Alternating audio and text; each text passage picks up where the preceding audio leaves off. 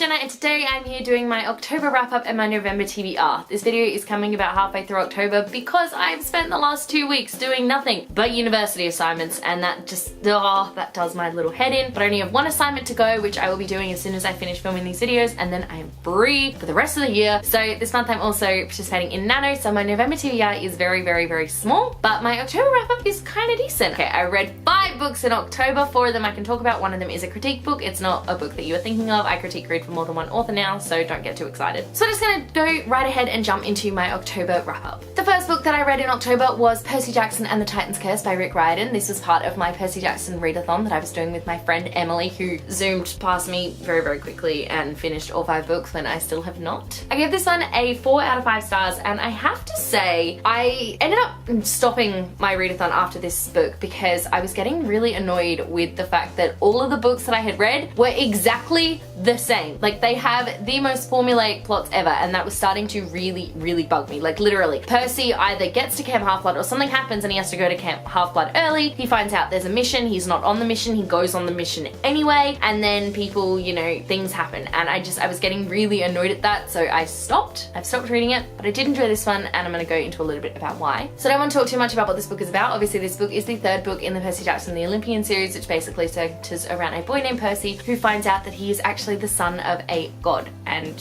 from there he, you know, stuff happens. Damn, it's been a while since I've sat in front of the camera and I'm now really bad at summarizing books. Basically, in this one we meet a whole bunch of new characters, some of which I really enjoyed, some of which I really did not. Like Bianca, for example, hate her with a passion, was not a fan. Nico, on the other hand, he was cute and I quite liked him. Talia was okay, but honestly, I just missed Annabeth and Luke like the entire time through this book. That's all I wanted to see. Luke is still my favorite character. I will tell you that right now. He is still my favorite. I love him to bits. In this book though, I found that Rick Riordan was very predictable in some of the things that he was doing. A lot of that has to do with the fact that he does have such formulaic plots, but I guessed almost every reveal that was going to happen, and the only reason why this book got 4 stars from me instead of 3 is that there were actually a couple of reveals that I didn't guess towards the end of the novel, but if I had guessed those, then this would have been down. So thank goodness it wasn't completely predictable. But, you know, also the Greek mythology in this book is just, I can't put into words how much I am enjoying the Greek mythology in this series. I really am. It's something so fresh, even though it's so old, but he's done it in such a really cool way, and the chapter titles give me life. Oh my goodness. If I could have a book that was just full of Rick Riordan's chapter titles,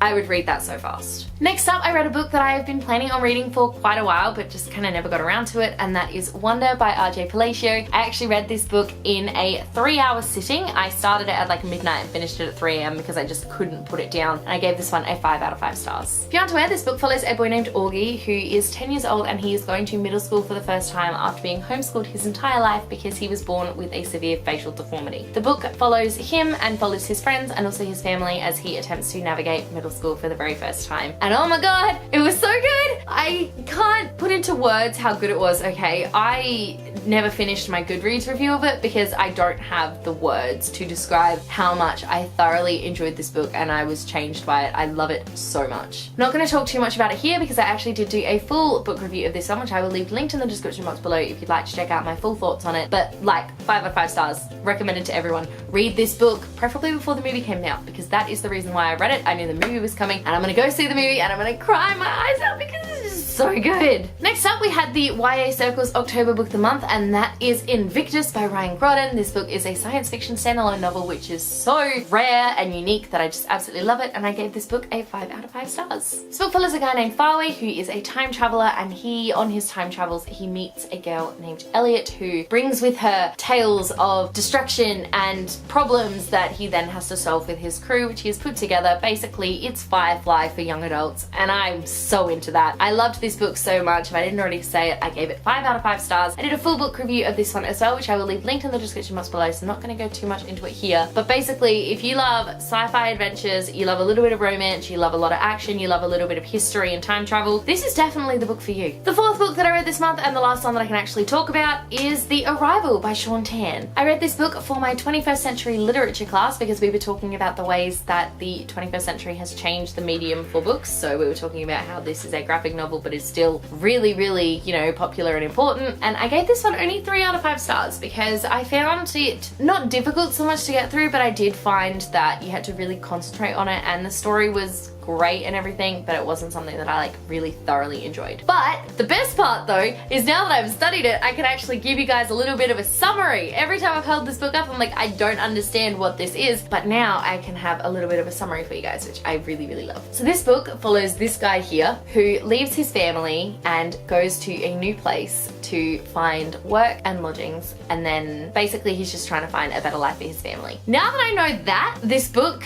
makes so much more sense, and the best part, of course, is I now, if you'll all remember this page with the big people, I now understand all of that. Basically, Shaun Tan just wanted to create a world that was so unique and alien to us as readers that we would feel the same way as this guy did here when he arrived in this new place. Oh, it was so cool. I loved that. I really did. But overall, I could only give this book a 3 out of 5 stars because I loved it, but I didn't like love it. So there we go. Those are the 4 books that I read in, well, okay, technically I read 5 books in October, but like I said, I can't talk about one of them. I'm really happy with that. I had like a really good reading month. I had 1 4-star, 2 5-star reads, and then a 3-star read. But let's be real here. I read Arrival like straight after I just read Invictus and Wonder, so it was never gonna be like an amazing book because I just had 2 5-stars in a row, which was amazing and I love it. And I have to say, both of those books, because I'm starting to, you know, come up with my top 12 books of the year, both those books are on that list, like for sure. So now we're gonna move on to my November TBR. Now, if you remember from last month, I did something a little bit different with my October TBR in that I told you guys what the YA Circle book of the month was going to be, and then I just kind of said I'm planning on reading a bunch of different things, kind of depends on what I'm in the mood for, what I need to read for uni. And I have to say, I actually really enjoyed that. I really enjoyed not having any pressure of what books I was going to read, so I have this massive pile of books. There's like 16 books on it. Those are the books that I like think I might want to read in this next month. So I'm not going to show you all of those obviously because there's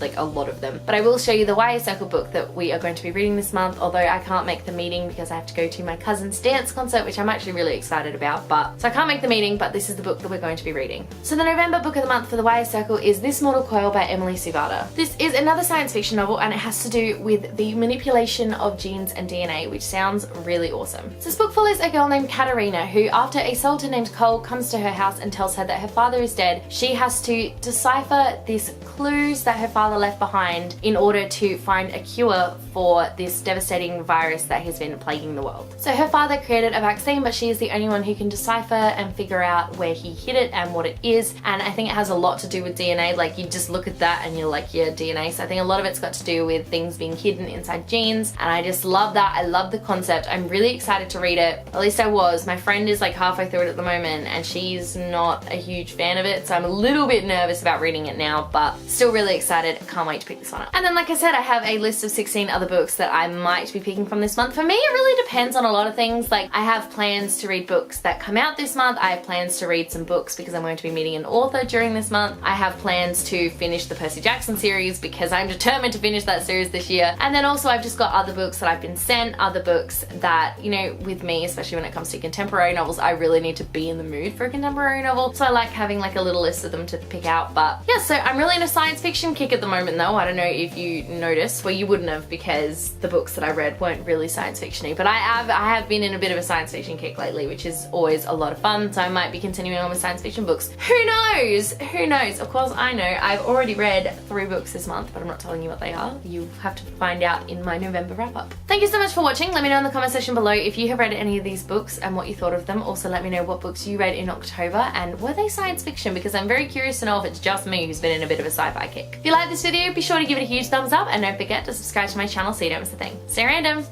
Bye.